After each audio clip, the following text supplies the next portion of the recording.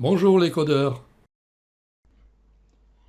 Pour le docable des paramètres, on va s'inspirer du code qui est fourni par pqtgraph. On va le chercher dans pqtgraph, exemple, parameter tree. Parameter tree. Voici. Alors, avant de regarder un petit peu le code, on va lancer ce script pour avoir un aperçu à l'écran de ce qu'on obtiendra. On a ici deux arbres qui sont deux clones, si vous voulez, identiques. Toute modification sur l'un entraîne une modification sur l'autre, mais ça ne concerne pas vraiment ce que nous allons faire. Nous allons utiliser un seul arbre avec beaucoup moins de paramètres qu'ici, donc ce sera plus simple. Voilà, donc il y a pas mal de possibilités, hein, des couleurs, des gradients, etc. Le code.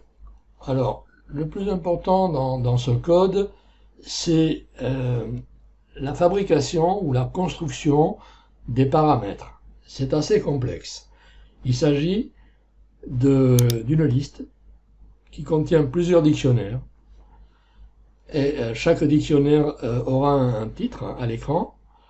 Et chacun d'entre eux aura des paramètres simples, ou alors des paramètres plus complexes qui sont des enfants, des children. En voici un, par exemple, children, qui a deux éléments à l'intérieur. En voici un autre plus important, qui est donc le parent du premier children. Alors, vous voyez l'arborescence, hein, et naturellement la hiérarchie. Voilà, donc on va fermer ça, et on va commencer, on va arranger les choses, voilà.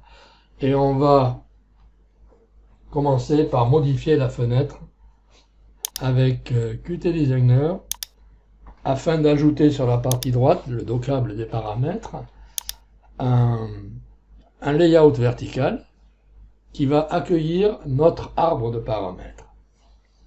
Voici donc avec Qtdesigner ce que nous allons faire. On va choisir à gauche Vertical Layout, on le glisse dans le docable des paramètres. Voilà. La première chose qu'on fait généralement, c'est le renommer, comme ça on est tranquille. Donc params layout. C'est le nom qui sera utilisé en programmation, hein. Voilà.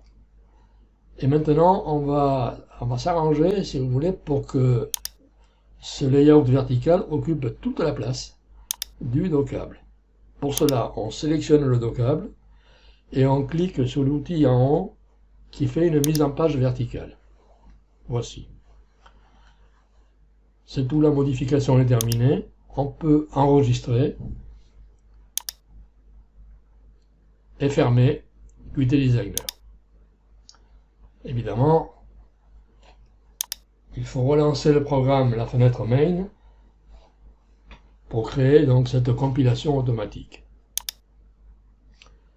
Compilation automatique qui est faite, je vous le rappelle, avec la méthode UI2Py. Voilà.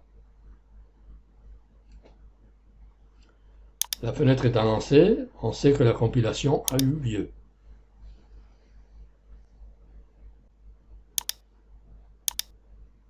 On fait un petit peu de ménage dans la configuration. Voilà. Et on peut démarrer. Alors, première chose à faire, on va créer un fichier qui va accueillir donc la gestion de ces paramètres. Ce fichier, on va l'appeler parameters, parameters.py. Voilà. Et on va y coller dedans le code qui est dans le tuto. C'est simple. Copier, coller.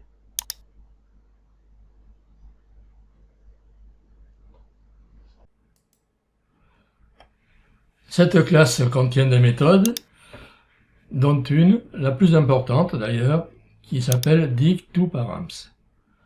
Cette méthode contient une zone que vous devrez coder ici. La méthode change contient deux valeurs que vous devrez coder également. En fait, c'est uniquement ce point que vous devrez développer vous-même.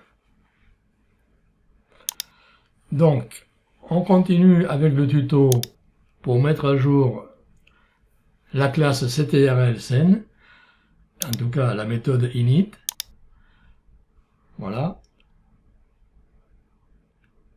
On retire donc tout l'init antérieur et on le remplace par le nouveau.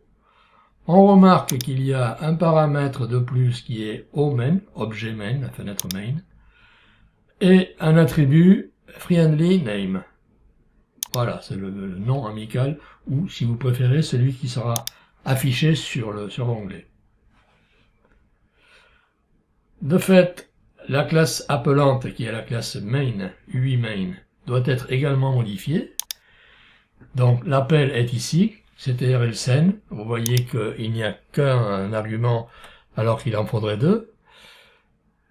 Donc le plus simple, c'est de remplacer carrément toute cette méthode.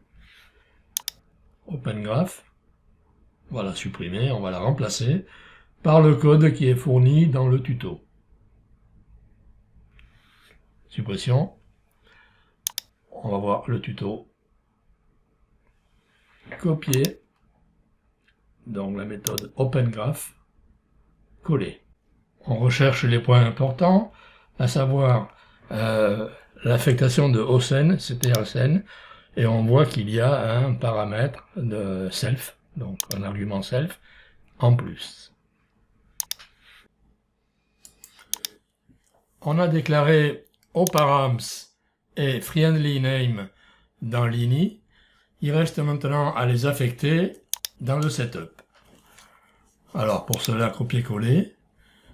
Les paramètres, on va remplacer les paramètres par ceux du tuto, voici. Et on a bien oparams et friendly name qui sont affectés. Bien sûr, il faut importer la classe parameters. Tout là-haut. From parameters, import parameters.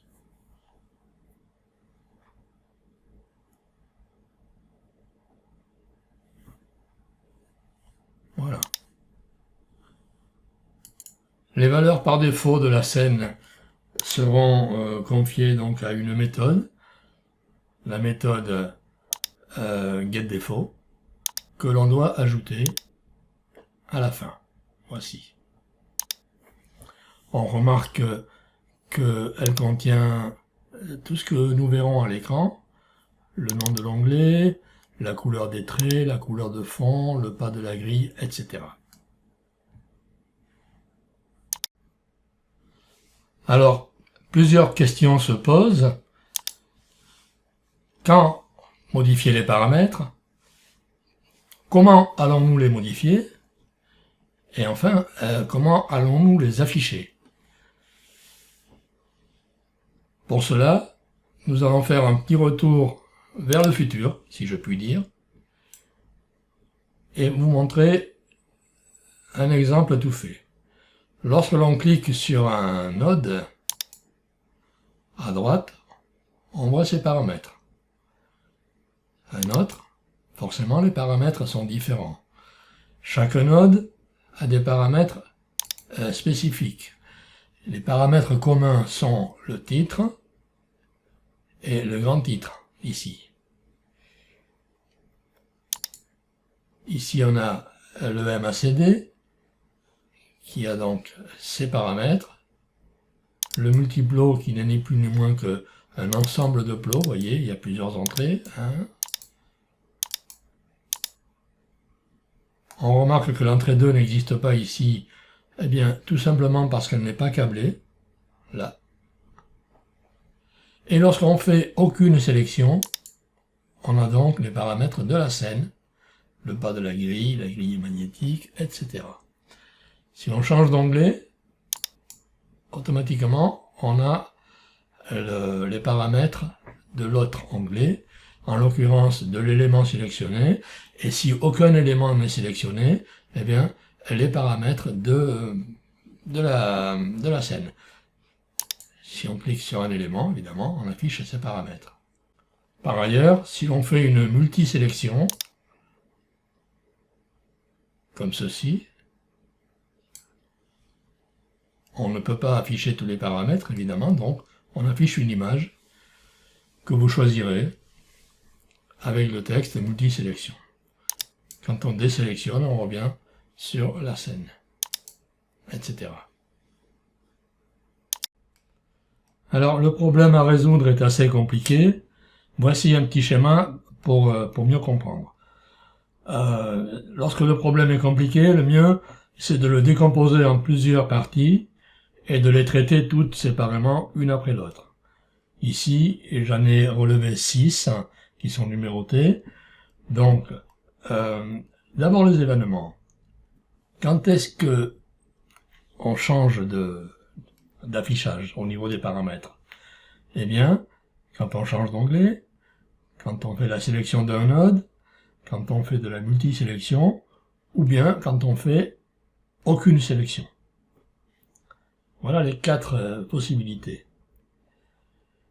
Ensuite, quel que soit cet événement qui intervient, l'unique méthode qui est appelée est une méthode centralisée au niveau de la scène. Centralisée pourquoi? Parce que la scène, elle contient, la vue contient la scène, donc les paramètres de la vue, les paramètres de la scène. Mais elle contient également des widgets, à savoir des nodes, des edges, des zones de texte, et tout ce qu'on peut y mettre dedans. Voilà. Donc, quel que soit l'objet, même si c'est un node, on passera par la classe CTRL scène qui centralise tout ça. Ensuite, la méthode c'est showParams. Elle va appeler la méthode showParams, donc homonyme, mais de la classe parameters. Et c'est elle qui va décider, bien sûr, selon que c'est un node ou une scène ou une multisélection, de savoir quoi afficher. Chaque fois que l'on fera une modification, cette fois-ci, des paramètres, eh bien, il va falloir les enregistrer grâce à la méthode change qui est ici, change.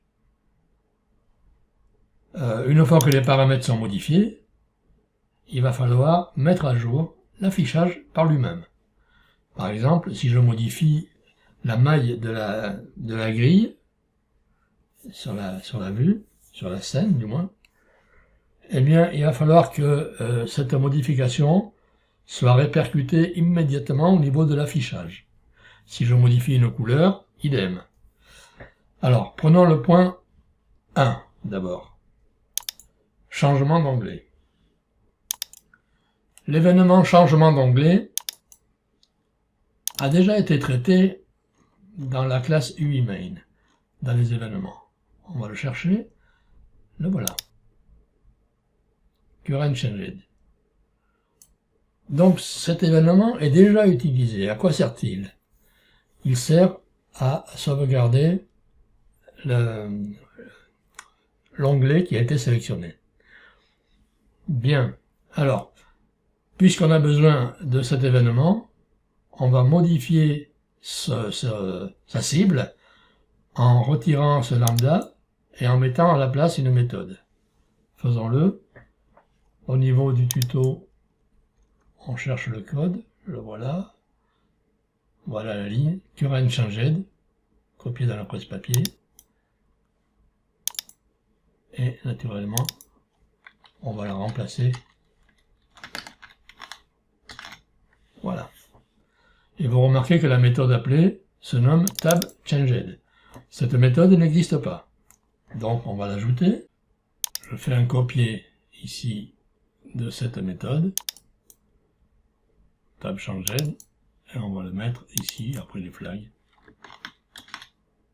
Voici. La fenêtre principale peut comporter plusieurs onglets. Chacun d'entre eux donc supporte une scène. Il ne s'agit pas de se tromper et de prendre n'importe quelle scène. Donc, c'est pourquoi on a cet index ici, qui est fourni automatiquement par l'événement. Il s'agit de l'index de l'onglet sélectionné. Grâce à lui, on va pouvoir trouver quel est l'objet scène, aux scènes, grâce à l'index qui est ici. Donc c'est le widget des tabs, des onglets, qui est cette scène. Et ensuite, on trouve ici la fameuse méthode showParams qui va nous permettre d'afficher des paramètres à l'écran. Alors, n'oublions pas qu'au départ, cet événement appelé la mémorisation, n'oublions pas donc de la restituer ici. Voici. Un point très important qui n'a pas encore été évoqué, c'est que au lancement du programme, il faut appeler cette méthode showParams pour pouvoir afficher les paramètres. Donc au lancement du programme, c'est ici dans le setup. On va le mettre. On va faire un copier-coller. Setup. Ici. Si on lance le programme, nous aurons forcément une erreur. Pourquoi? Parce qu'au démarrage, on appelle tab_changed et tab_changed appelle showParams, qui est une méthode de scène. Or, cette méthode showParams n'existe pas. Je lance main. Effectivement, on a showParams qui est absente. Par conséquent, on passe au point numéro 2, qui est justement l'ajout de cette méthode showParams dans cette URL scène. Alors ici, copier, showParams, on va dans la scène, coller. Je relance.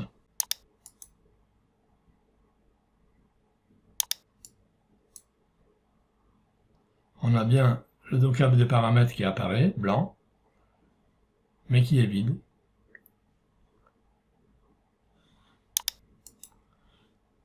Pourquoi est-il vide? Eh bien, tout simplement, nous allons le comprendre. Ici, nous appelons la méthode showParams de la classe params. Donc, parameters, showParams, la voici. Et en étudiant le code, on s'aperçoit que on a besoin d'une liste de paramètres pour pouvoir l'afficher. Affichage à l'écran de cette liste. Or, cette liste de paramètres, elle est produite par dict2params. Que voici. Et cette méthode, elle est vide. Il faut la coder.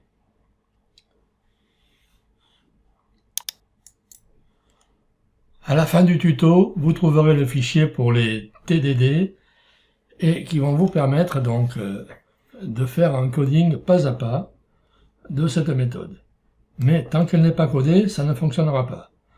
Alors de mon côté, je le fais de façon masquée et je reviens à vous. Donc je reviens à vous. De mon côté, j'ai mis à jour, j'ai codé la méthode dict2params. Et si on lance la fenêtre main, voilà, on a bien les paramètres qui apparaissent à droite. Attention, ils ne sont simplement que affichés, on ne peut pas les modifier encore. Hein. Mais ce qu'on peut faire, c'est déjà comparer ces paramètres ici aux paramètres par défaut de la méthode getDefault. Donc qu'est-ce qu'on voit? Le nom de l'onglet, choisir un nom, les couleurs fond, donc on a dièse 39, 39, 39, vous voyez ici, voilà, la couleur de fond, quand on clique dessus, on a bien, regardez bien ici, 39, 39, 39. Le pas de la grille est 16. Pas de la grille est 16. grille magnétique false, les traits de repère. En fait, on retrouve tout le dictionnaire qui est ici, qui est affiché. L'affichage des paramètres concernait les points 2 et 3. Passons maintenant au point numéro 4, qui est la persistance de ces paramètres, c'est-à-dire la modification et l'enregistrement dans le fichier PKL. Dans l'état actuel du code, si je fais une modification, par exemple la grille magnétique, false, je la passe à true, je clique dessus, j'aurai une erreur. Voilà, effectivement, j'ai une erreur ici. Elkeys n'est not defined. Alors, pourquoi? Eh bien, tout simplement parce qu'on passe par la méthode change et que cette valeur Elkeys, eh bien, il faut la coder ici. Mais tout d'abord, que fait cette méthode change? Elle reçoit un paramètre lparams. Elle en reçoit un deuxième d'ailleurs ici, mais qui ne sert pas, donc c'est underscore. Et à partir de ce paramètre, il y a donc un traitement qui nous produit les deux valeurs value et Elkeys, qui sont justement les valeurs du paramètre qui a été modifié à l'écran et qu'on enregistre dans le fichier au travers du dictionnaire OD réel, c'est-à-dire les valeurs réelles. Il faudra faire donc ce développement sans TDD, et là je vais vous donner une petite aide si vous voulez, en faisant d'abord un print de ce paramètre lparams, et pour éviter les erreurs, en commentant tout le reste. Je relance. Je modifie la grille magnétique, je n'aurai plus d'erreur, mais voilà, je n'ai plus d'erreur. Mais j'ai ici l'affichage de ce paramètre. Alors qu'est-ce que c'est? Apparemment c'est une liste qui contient un tuple. Et ce tuple contient trois valeurs. Un objet, une chaîne, value, et un booléen qui est à true. Alors, on va s'intéresser à l'objet pour savoir ce qu'il contient dans son dictionnaire interne. Donc cet objet, tout d'abord, on va voir le tuple seul en faisant 0, c'est-à-dire le premier élément de la liste, l'index 0, je relance. Je modifie la grille, et cette fois-ci on a le tuple, mais il n'y a plus la liste. Hein. Donc dans ce tuple, il y a trois valeurs. On va prendre la première. Donc je prends la première, c'est l'index 0, je relance. Je modifie toujours la grille. Effectivement, il ne me reste plus que l'objet. Alors, puisque c'est un objet, il a un dictionnaire interne.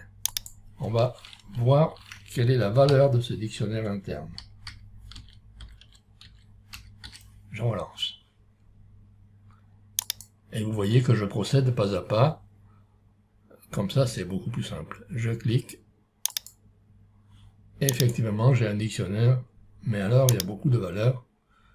Et il est difficilement lisible, on va dire. Donc, rappelons-nous d'une méthode que nous avions faite pour afficher de façon plus confortable les dictionnaires. Alors, cette méthode, elle se trouve dans un super dictionnaire, c'est ce qu'on va faire ici. On va faire un super dictionnaire. Ordered dict, on va l'appeler param. On va le mettre au singulier puisqu'il n'y a qu'un paramètre à la fois. Égal dictionary. Et en argument, on passe ce paramètre-là. Ensuite, ce super dictionnaire possède une méthode print, rappelez-vous, qui justement affiche le dictionnaire de façon confortable. Je relance. Je reclique sur la grille magnétique. Et voilà, ici on a un dictionnaire parfaitement affiché. Parfaitement, on va l'améliorer quand même, hein. Ici c'est pas terrible. Donc on va mettre ici le nombre, on va augmenter le nombre de tirets. On va mettre, mettons, 100. Cette valeur correspond à la taille de la chaîne initiale, plus à la taille des tirets. Et je relance. Je recommence. Voilà. Donc c'est beaucoup plus simple à lire. Qu'est-ce qu'on voit? On voit que ce dictionnaire propose pas mal de valeurs. Puisque nous avons cliqué sur la grille magnétique ici, sa valeur est true. Mais sa valeur par défaut est false. Effectivement, si l'on regarde ici les valeurs par défaut, on a bien false. Pour lire une valeur, c'est très simple. Il suffit d'appliquer la méthode read. Alors, à titre d'exemple, on va lire par exemple name. C'est grille magnétique. Donc, OD param read. Et dedans, on met une liste qui correspond à la hiérarchie des clés. La première, c'est OPTS. Virgule. La deuxième, c'est name.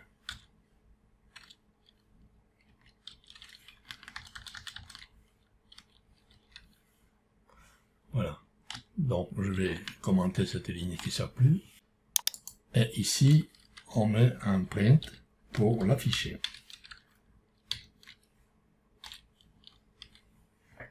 Je lance. Je modifie la grille. Effectivement, on voit bien ici, grille magnétique. Alors, je vous laisse continuer. Mais avant, une petite précision au niveau de la persistance, c'est-à-dire ici, j'enlève le commentaire. Comment ça fonctionne? Premièrement, ici, on va tenter d'enregistrer sur le disque dur le fichier PKL. Donc, les paramètres réels qui sont ici, OD réel. Ensuite, si cet enregistrement réussit, on va mettre à jour les paramètres de l'objet, en l'occurrence ici c'est la scène, avec cette param, une méthode qui est déjà vue là-haut. Et ensuite, on va afficher à l'écran, avec la méthode refresh, eh bien, le résultat de nos modifications. Si par exemple on change une couleur, eh bien le changement doit se répercuter immédiatement à l'écran. Pour ma part, je vais coder ceci de façon masquée et je reviens à vous immédiatement après.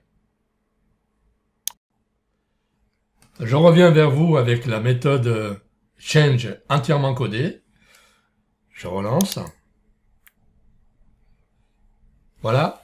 Et si je fais une modification, je sais que j'aurai une erreur. Pourquoi? Parce que on va passer par ce code avec la méthode refresh dans la scène qui n'existe pas. Je vérifie. Effectivement, la scène ne possède pas la méthode refresh. Donc, on passe au point numéro 5 pour ajouter cette méthode. Donc, copier-coller, copier, coller. Donc, dans scène.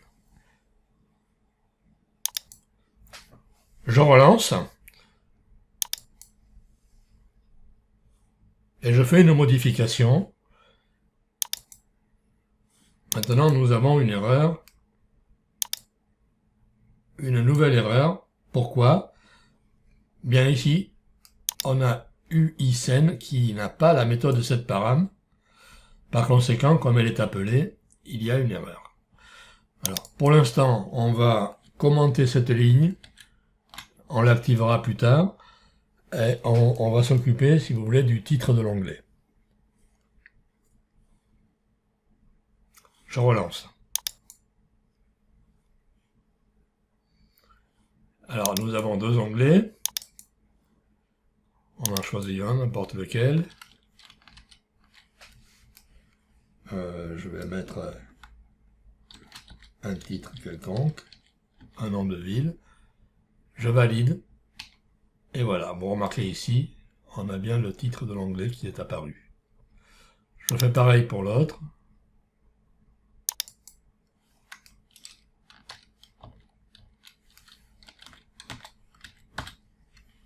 Je valide.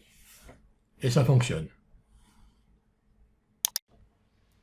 On arrive au point numéro 6, qui est l'aboutissement de tout ce montage. Et c'est dans la classe UI Scène que l'on va opérer. Mais tout d'abord, voilà, tout d'abord je reviens à mon code CTR Scène, CTRL Scène, pour activer cette ligne. Voici. Donc, dans UI Scène, on suit le tuto. On ajoute un attribut self-dparams dans l'init. Voilà. Ensuite, il nous faut une méthode setParam, mais on va remplacer la méthode init par deux méthodes, en faisant ici un copier. J'englobe toute la méthode init. Je fais coller. Voilà. Donc on a bien init et setParams. Et enfin, on s'aperçoit ici que les paramètres nécessaires à l'affichage sont des valeurs en dur, alors qu'en fait il faudrait des valeurs dynamiques qui viennent donc du dictionnaire. On fait donc un copier, coller. Voici. Un mot sur cette méthode update. C'est une méthode qui appelle automatiquement celle-ci, drawBackground, c'est-à-dire qui provoque l'affichage à l'écran. Alors on teste. On va modifier par exemple les traits de repère. On va mettre des traits beaucoup plus clairs pour bien le voir. Je valide. Voilà. Qu'est-ce qu'on peut modifier? On va modifier les traits de repère 5. Cela veut dire que on a un trait de repère blanc toutes les 5 mailles. On va mettre 8 pour voir. Voilà. On a bien 8 mailles à chaque fois.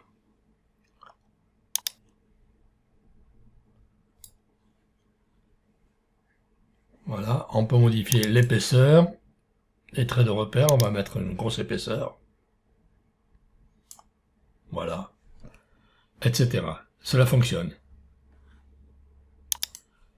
Et bien évidemment, on peut revenir aux valeurs par défaut avec le petit bouton à droite, quand il est activé. Par exemple, les traits de repère à 8, je vais les ramener à la valeur par défaut, 5. La couleur des repères, pareil. L'épaisseur des traits, pareil, etc. Enfin, pour terminer, nous allons constater un bug. Alors, qu'en est-il lorsqu'on ferme un onglet? Ici, nous avons Chicago, Londres. Je ferme celui-ci. Et vous observez à droite les paramètres. Je ferme Londres. Et naturellement, Chicago apparaît. Pourquoi? Parce que l'onglet est passé actif. Mais qu'en est-il lorsqu'on ferme le dernier onglet? Eh bien voilà, je le fais. Je ferme. Le bug est ici. Les paramètres du dernier restent affichés. Nous allons corriger cela en ajoutant une ligne de code. Alors, je rétablis les onglets.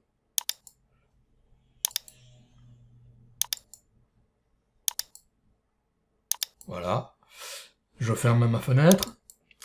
Et tout se passe au moment de la fermeture d'un onglet, c'est-à-dire dans la méthode closeGraph, ici. Juste avant la fermeture, remove tab, on va donc demander le nettoyage du dockable et des paramètres. On va dans le tuto, on cherche donc le code ici, closeGraph, on fait un copier, coller pour remplacer carrément toute la méthode. Je la sélectionne, voilà. Et on teste.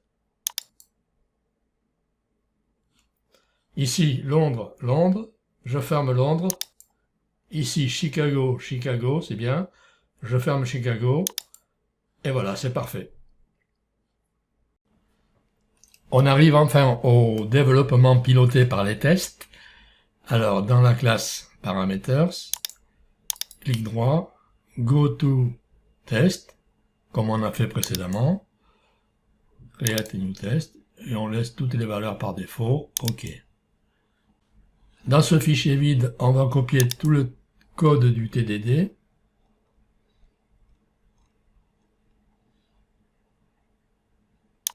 Copier. Coller. On va également modifier le contenu d'un fichier qui est pytest.ini. Pourquoi? Eh bien parce que nous avons utilisé ici PyQt-Graph, ce module, et il contient certains warnings qui sont désagréables à voir dans les tests. Donc on modifie le fichier pytest.ini avec le code du tuto.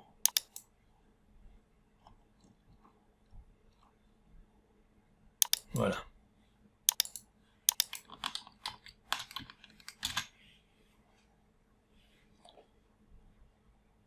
Et on lance les tests.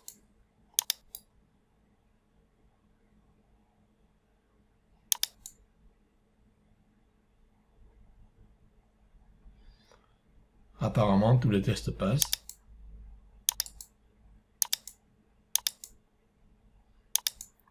Évidemment, quand vous commencez à coder, aucun test ne passera, c'est normal. C'est à vous de les faire passer un par un dans l'ordre.